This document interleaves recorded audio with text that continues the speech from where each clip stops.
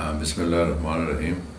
14 اگست کا دن دنیا کی تاریخ کا وہ دن ہے جس پر ملک کے خطاداد پاکستان وجود میں آیا اور برصغیر کے مسلمانوں کو ایک الگ اپنی تہذیب، تمدن اور اسلامی روایات کو سامنے رکھتے ہوئے یہ ملک حاصل ہوا۔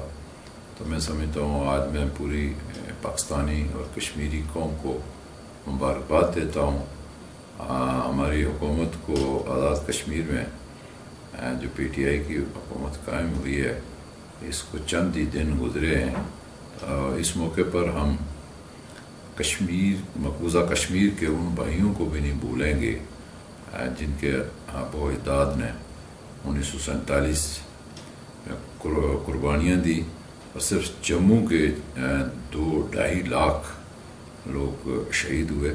تو یہ ہمیں ان قربانیوں کو بھی پاس کرنا ہے اور مقبوضہ کشمیر کے ان بھائیوں کا بھی اس موقع پر خیال رکھنا ہے جو بھارت کے پنجہ استبداد میں ہے، اور اس وقت پوری وادی جو ہے وہ بھارتی فوج نے محصور کر کے رکھی ہے۔